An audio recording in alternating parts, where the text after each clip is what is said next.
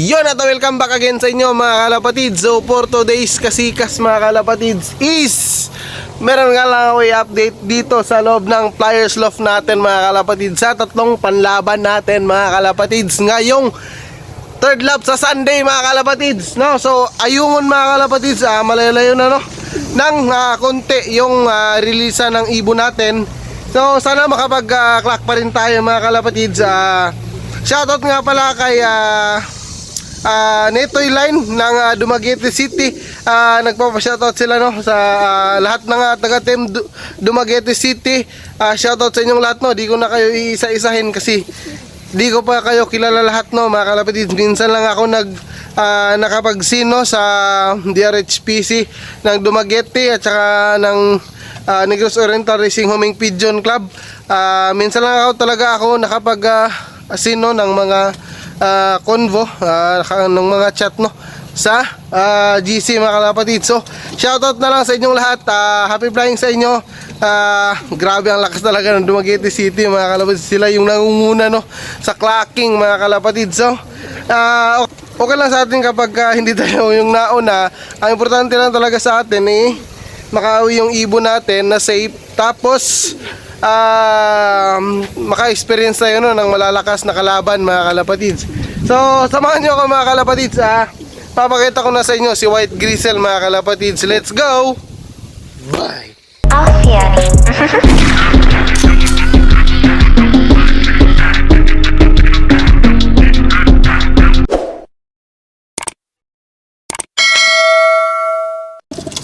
Ayan na si White Gristle natin mga kalapatids.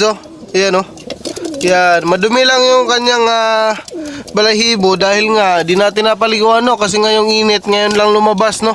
Ngayong hapon lang lumabas dito. So paliguan sana natin kasi malayo na yung third lap ng ngayong Sunday mga kalapatids. Ayungo na.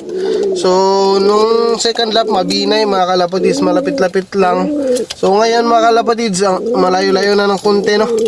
Yan na nga si White Gristle mga kalapatids. So ay papakita ko sa inyo mga kalapatids yung sugat niya para malaman nyo no na naka-recover na talaga no si White Gristle natin. Bali ito na nga si White Gristle natin mga kalapatids. Ayan na nga siya no. Ayan. So ito na yung mga kalapatids, yung sugat niya. Ayan no. Magaling na nga mga kalapatids no. Ayan no. So kanina natanggal yan mga kalapatids. Kaninang umaga nakakabit pa no.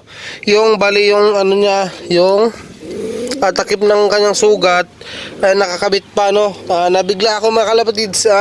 Plano ko sanang gawan ng content kaso lang nakalimutan ko mga kalapatids. Ngayon lang ako nakapunta dito. Ngayon lang ako nakaisip mga kalapatids no. Magaling na nga yung sugat niya. May pa ng konti no. May sugat pa ng konti yung ibon natin mga kalapatids. So yun lang ang update natin for today's kasikas mga kalapatids. So talagang medyo naka-recover na no si White Gristle natin mga kalapatids. So bukas nga pala mga kalapatids is kargahan na ulit mga kalapatids. Padala na naman tayo dun sa Bihire. Tapos si Boss Mapi na no yung kakarga maglulo doon sa Dumaguete City mga kalapatids. So shoutout sa iyo Boss Mapi, Sir Mapi, Manong Mapi. So shoutout sa iyo Sir ay Boss. Maraming salamat no sa pag-aaruga ng ibon natin dyan sa Dumaguete City, sa pagkuha. Maraming salamat talaga sa time na binibigay mo. Talagang tulong-tulungan lang no. Yun lang mga kalapatids. Shoutout na rin kay Sir Erwin Lagunero, kay Boss Jerome Ributaso, sa lahat na lang no ng nakakilala kong pansier, anong nakakakilala sa akin na pansier.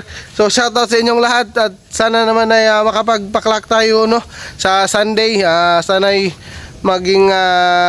mag-i-improve pa no yung ibon natin sa Sunday. Sana ay pakitaan tayo no ng magandang lipad no ng ibon natin.